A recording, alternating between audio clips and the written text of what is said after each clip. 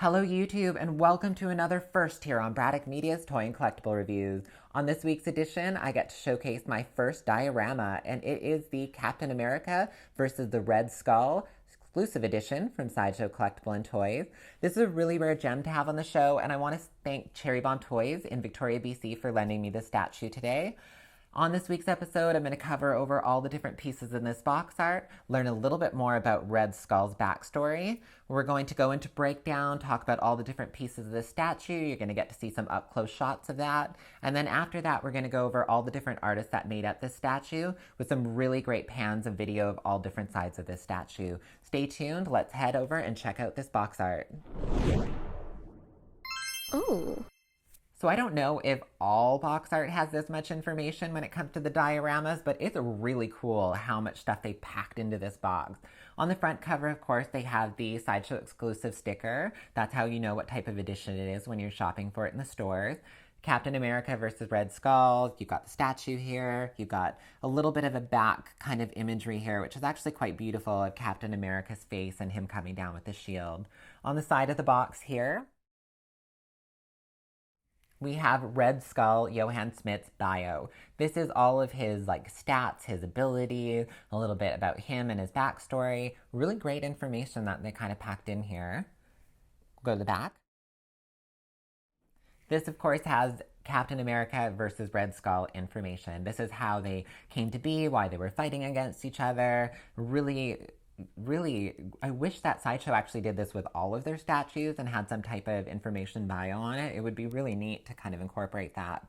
On this side, of course, we have Steve Rogers, Captain America, and all of his stats. These are the pre-World War II stats, not pre-World War II, World War II, pre-nowadays Marvel movies. This is, of course, his original costume. It's one of my favorite costumes out of all of the Captain Americas that we've seen so far in this progression. I'm going to go back to the front here real quick.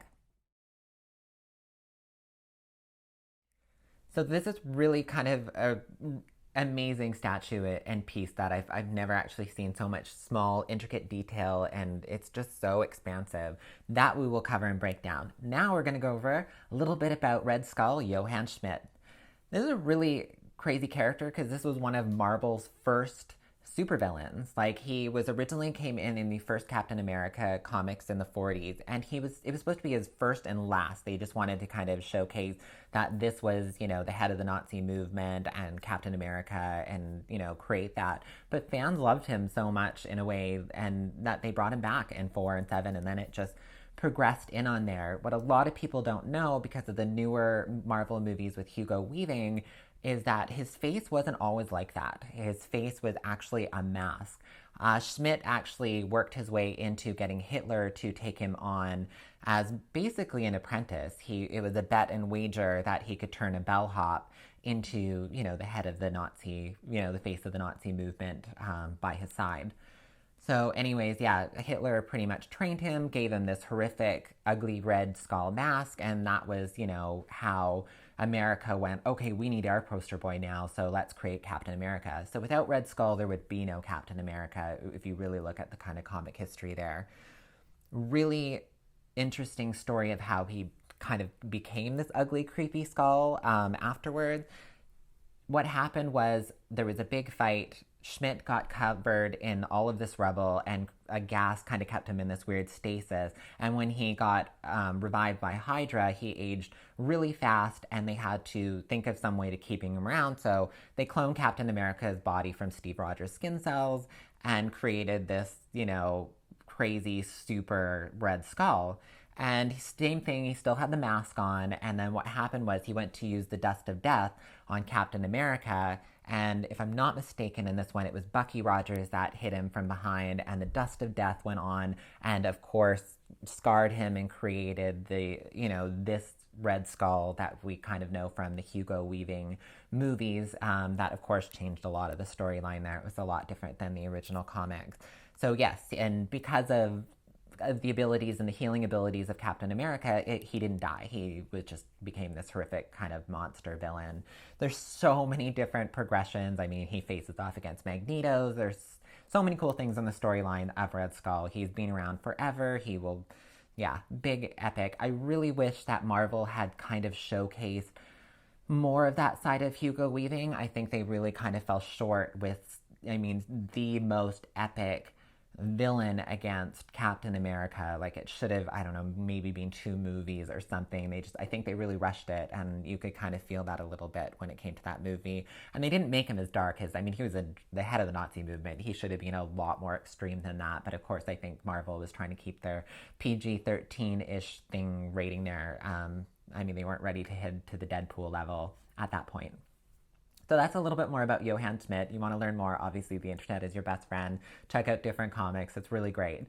So now that we've gone over that, let's head over to the breakdown of this statue and check out all the different pieces on it. So the one thing about dioramas is there's not a lot of pieces to them, but the detail on them is epic. There is just every little notch and everything is accounted for here.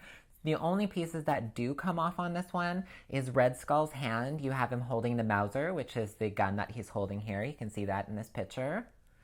Or you get to swap out the hands, which I'll do right now.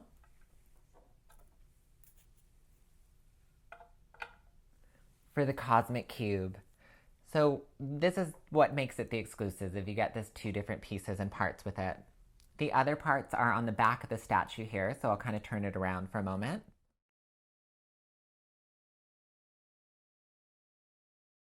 The other pieces are the candelabra pieces that are off the side here. They actually come out.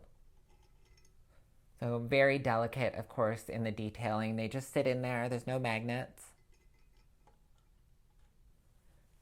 And this one, for some reason, doesn't have a kind of pole base like this one does to hold it up, which is a little bit odd. You'd think they would have added one in there.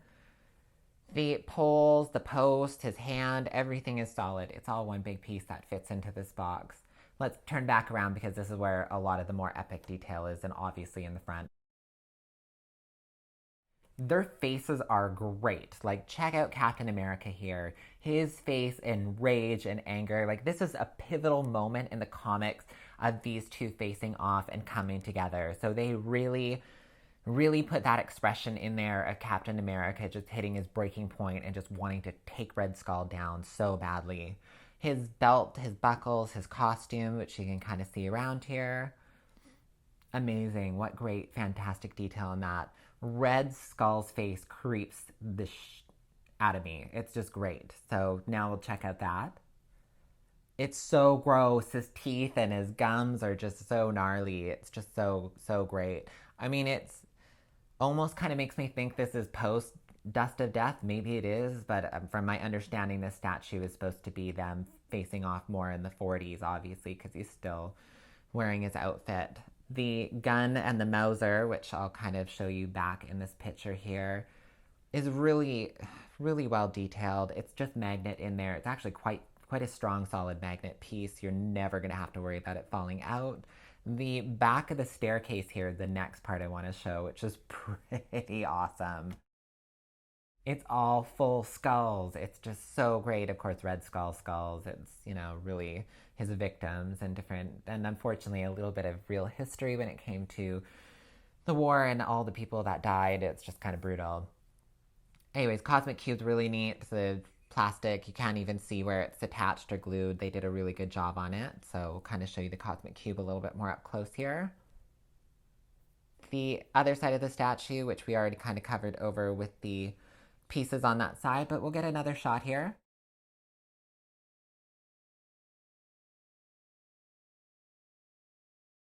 Yeah, it's really great. I mean, every angle that you look at this statue, you're seeing a little bit of everything. You're seeing Captain America's muscle structure from the back. You're seeing Red Skull thinking he's got the jump on cap, and it's just really great. And so we'll kind of, again, go to the front here.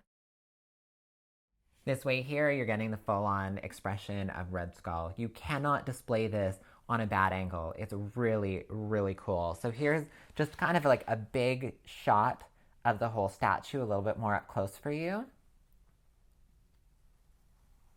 Yeah, what a great statue. Thank you, Sideshow, for creating this. This is 2 epic hero and a villain that you really made the Marvel franchise in a way, besides Spider-Man. Like, this was just so great.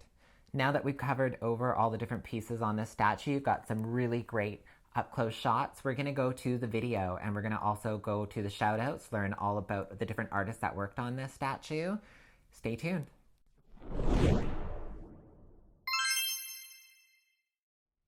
Take a moment to enjoy this video of this epic diorama of Captain America versus the Red Skull by Sideshow Collectible and Toys.